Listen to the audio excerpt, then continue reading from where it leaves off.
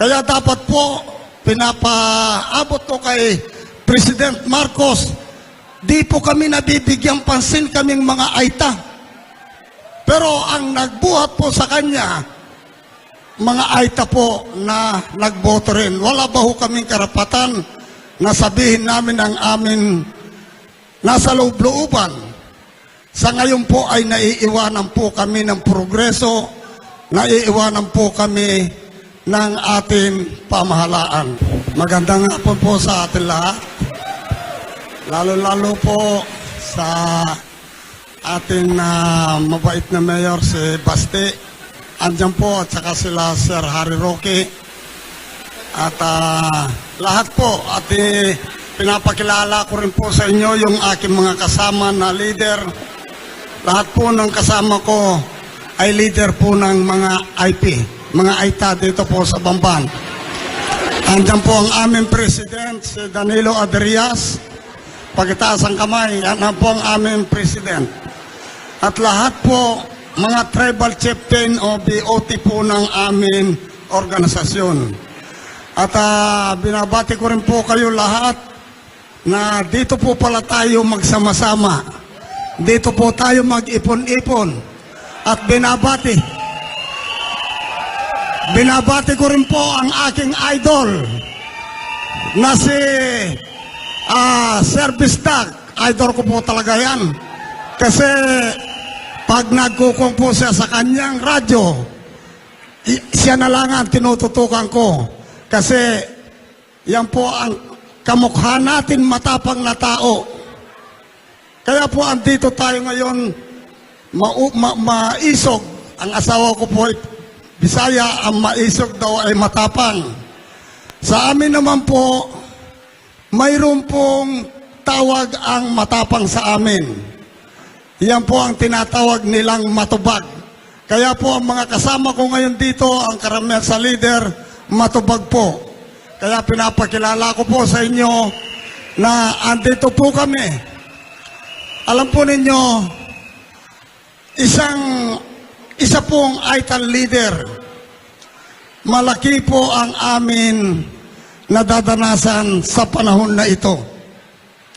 Lalo-lalo po ako bilang isang leader, masakit po sa aking nasasakupan na alam po ng batas at alam po ng mga tao kami ay pinaka-atrasado, kami ay pinakamababang klaseng tao. Kaya dapat po pinapaabot ko kay President Marcos, di po kami nabibigyan pansin kaming mga aita. Pero ang nagbuhat po sa kanya, mga aita po na nagboto rin. Wala ba ho kaming karapatan na sabihin namin ang amin nasa loob-looban? Sa ngayon po ay naiiwanan po kami ng progreso, naiiwanan po kami ng ating pamahalaan. Noon po ang kanyang tatay,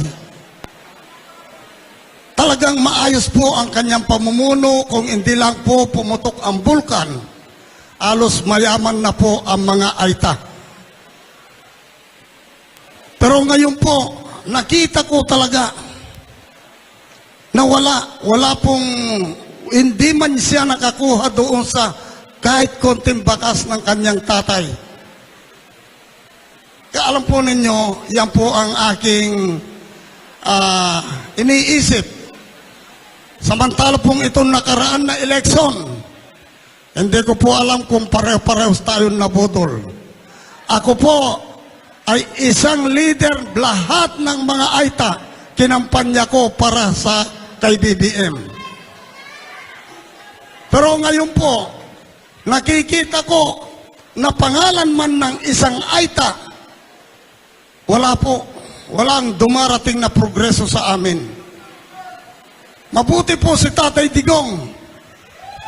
Si Tatay Digong, ako po ay nakapunta. Ako po ay inimbitan niya sa kanyang opisina, kaya mamaya po, mahintay natin siya. Ang aking pamumuno po hindi lang ngayon, panahon pa rin ni Tatay Digong o yung mga ibang presidente. Nakita ko po kay Tatay Digong, hindi po niya ako kinahiya na isang leader, inikot po niya ako doon sa PACC. Yung kanya pong mga bodyguard, dinala po ako. Inikot po ako sa buong PACC, pagkatapos inatid po ako sa upuan. Ganun po ang pagkilala ni Tatay Digong. Wala po siyang pinipili, na wala siyang tinatangi sa atin lahat.